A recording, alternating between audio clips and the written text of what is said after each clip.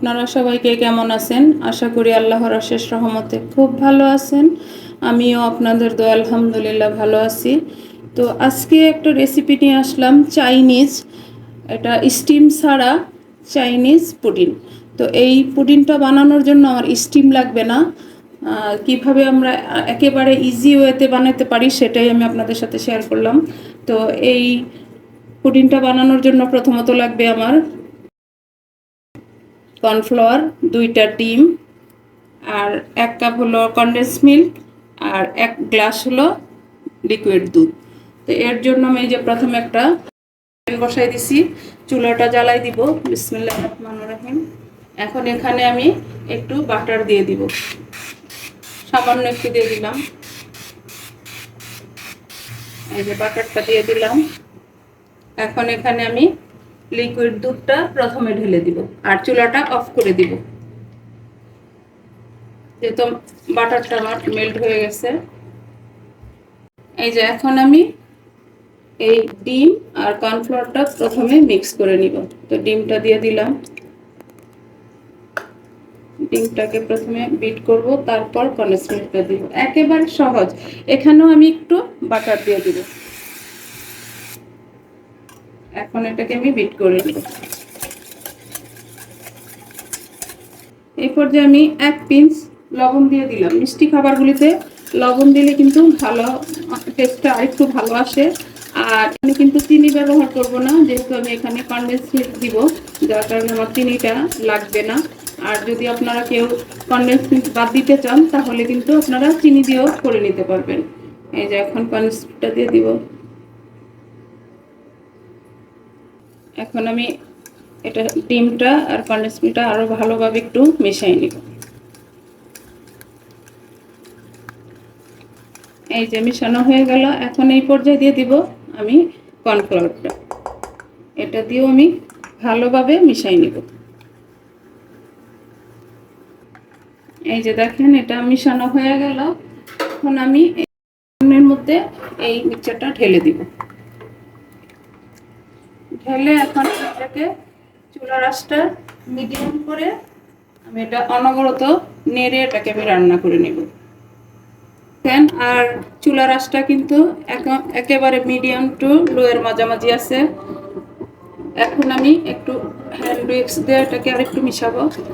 আর please আমার ভাই বোনেরা, আমার কথায় ভুল ত্রুটি বা যে কোনো ভুল ত্রুটি আপনারা ক্ষমা সুন্দর দৃষ্টিতে দেখবেন। আপনারা আমার পাশেই থাকবেন। আর যারা ফেসবুক থেকে দেখতেছেন তারা আমার পেজটাকে লাইক, শেয়ার, কমেন্টস করে দিবেন। আর যারা আমার চ্যানেলে নতুন তাদের উদ্দেশ্যে বলি, আপনাদেরকে আমার চ্যানেলে স্বাগতম।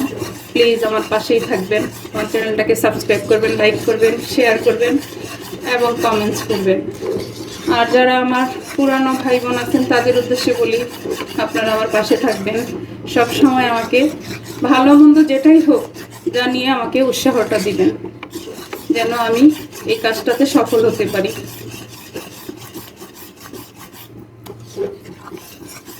হয়ে গেছে আমার চাইনিজ পুডিংটা। দেখেন, কোনো স্টিম না, কোনো কিছু না, একেবারে ইজি ওয়েতে পুডিংটা বানানো হয়ে গেল। আর যাকে দিবেন সেই খেয়ে আপনার সুনাম করবে যে এত সুন্দর একটা পুডিং খেলাম। এই যে এখন যে কাজটা আমি করতেছি, নাড়াচাড়া, এই নাড়াচাড়াটা আপনারা চেষ্টা করবেন হ্যান্ড উইক্স দিয়ে করার জন্যই, কোনো লাম্পস থাকবে না তখন। আর চামিচে করলে ওটাতে একটু লাম্পস থাকার চান্স থেকে যায়। এই যে হয়ে গেল। এখন আমি এটাকে নামাই নিব। এরকম একটা বাটি নিয়ে নিলাম আমি পুডিংটা সেট করার জন্য। এখন এখানে একটু বাটার দিয়ে দিব, যাতে একদম সহজভাবে উঠে আসে। এখন আমি এটাকে আমার পুডিংয়ের ব্যাটারটা যে আছে সেটা আমি এখানে ঢেলে দিব। একেবারে সহজ না আমার প্রিয় ভাই বোনেরা? তো প্লিজ, কার কার ভালো লাগে আমার এই চাইনিজ পুডিংটা অবশ্যই আমাকে জানাবেন। এই পুডিংটা এখানে চাইনিজ দোকানে পাওয়া যায়, সেখান থেকে এনে খাওয়াইছিল। তো সেই থেকে এটা যেন মুখে লেগে থাকার মতো স্বাদ। তো চিন্তা করলাম আমিও আমার ভাই বোনদের সাথে শেয়ার করি এত টেস্টি একটা পুডিং আর এত সহজে, স্টিম ছাড়া। এখন এটাকে আমি সমান করে রেখে দিব ফ্রিজে 1 ঘন্টার জন্য। 1 ঘন্টার পর আমি আবার আপনাদের সাথে শেয়ার করব যে আমার পুডিংটা কেমন হলো। এই যে দেখেন, আমি 1 ঘন্টা পর চাইনিজ পুডিংটাকে বের করে নিলাম ফ্রিজ থেকে। এখন এটাকে আমি ডিমোল্ড করব। এই যে সাইডগুলো একটু সরিয়ে নিতেছি। এই যে এখন একটা প্লেট নিয়ে নিলাম, নিয়ে এখন এটাকে আমি উল্টে দিব। এই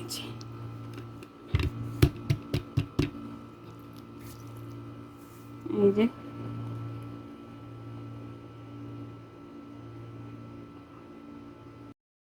দেখেন, মাশাআল্লাহ আমার চাইনিজ পুডিংটা দেখতে কত সুন্দর, লোভনীয় এবং একেবারে থকথকে। তো এই পুডিংটা উপরে আরেকটু লোভনীয় করার জন্য আমি এখানে 1 চামচ দুধ ছিটাই দিব। এই যে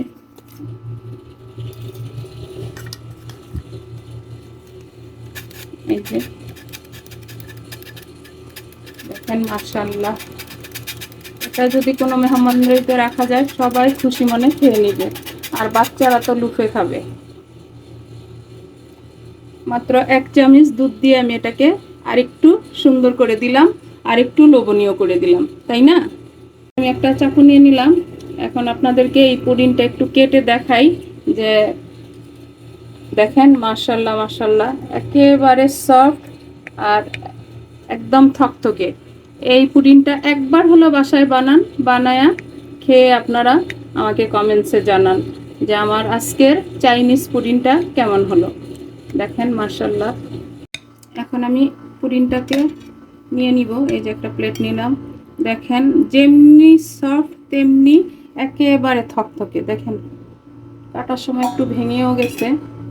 এই যে দেখেন, মাশাআল্লাহ মাশাআল্লাহ। আপনারা এই পুডিংটা যদি বাসায় কোনো গেস্ট আসে তখন রাখেন, তাহলে মানে খেয়ে আপনাকে বলবে যে এই চাইনিজ পুডিংটা কিভাবে আপনারা বানাইছেন। দেখেন, একেবারে থকথকে। দেখেন, মাশাআল্লাহ মাশাআল্লাহ। দেখেন, তারপরে অল্প উপকরণ অল্প সময়ের মধ্যে কিন্তু হয়ে যায়। আমি একটু টেস্ট করি যে পুডিংটা কেমন হলো। বিসমিল্লাহির রহমানির রহিম। দেখেন, একেবারে সফট, মাশাআল্লাহ। দেখেন, একেবারে। বিসমিল্লাহির রহমানির রহিম।